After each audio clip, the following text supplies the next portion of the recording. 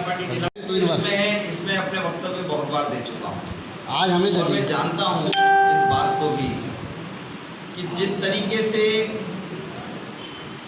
इस माहौल को लाया गया था, जिस तरीके से षड्यंत्र किया गया था, मेरे संसदीय क्षेत्र ने उसका माकूल जवाब अगले चुनावों में दे दिया था।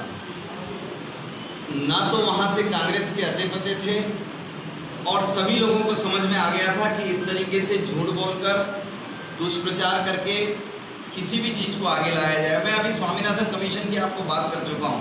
आप कहें तो मैं स्वामीनाथन कमीशन के एक एक मुद्दे पर बता सकता हूँ जिसको भड़काकर उन्होंने स्वामीनाथन कमीशन करके आज हमने चप्पल उतार दिया। साहब कहाँ पूरा क्या होता है विकास, ये आकर अगर देखें आप क्षेत्र में किस तरीके से हमने किसानों के कल्याण की योजनाओं को आगे बढ़ाया है, किस तरीके से शिवराज सिंह चौहान अपने आप को हृदयंगम करके किसानों के साथ एक रस और एकजुट हो जाते हैं। किसान भाइयों को सब आसानी से समझ। फिर भी सर आज की बात करें तो आज बताइए आपके आज भारतीय जनता पार्टी के कार्यालय पर आप पहुंचे हैं और क्या मुख्य एजेंडा था इस प्रेस वार्ता का, और आपने जिस तरह से पूरी जो केंद्र सरकार की उपलब्धि की जानकारी दी, क्या पूरा विषय? नहीं, ये लोकतांत्रिक देश है और लोकतांत्रिक देश में जनता को हर चीज़ जानने का अधिकार है। जनता ने बड़ी खुशी से मोदी जी को दूसरे कार्यकाल में काम करने का अवसर प्रदान किया था। दूसरे कार्यकाल का 1 वर्ष पूर्ण हुआ है, इसलिए 1 वर्ष का लेखा जोखा लेकर मैं आज यहाँ आया हूँ।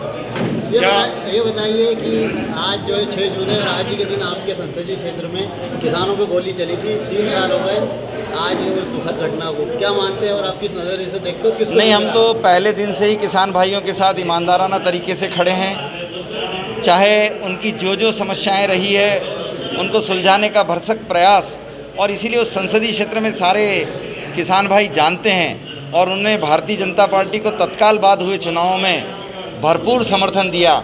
8 विधानसभाओं में से 7 हमें दी, और जो एक भाई कांग्रेस में गए थे वह भी कांग्रेस की वादा खिलाफी और किसानों के साथ जो व्यवहार था कांग्रेस का, उससे पीड़ित प्रताड़ित होकर आज भाजपा के साथ खड़े हैं।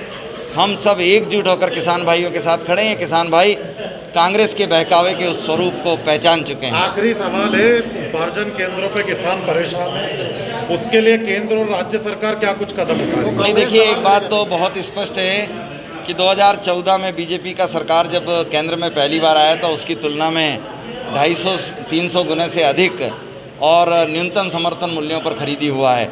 मैं तो सबसे पहले किसान भाइयों को और शुभकामनाएं दूंगा कि जितना अच्छा उत्पादन उन्होंने किया वो करते जाएं, क्योंकि देश के अन्नदाता के रूप में उनका परिश्रम देश ध्यान रखेगा। आज अच्छे उत्पादन के साथ वो खरीद केंद्र पर आए हैं। कोरोना के कारण मंडियां बंद थी, उपार्जन केंद्रों पर और डिस्टेंस मेंटेन करते हुए खरीदी करना थी।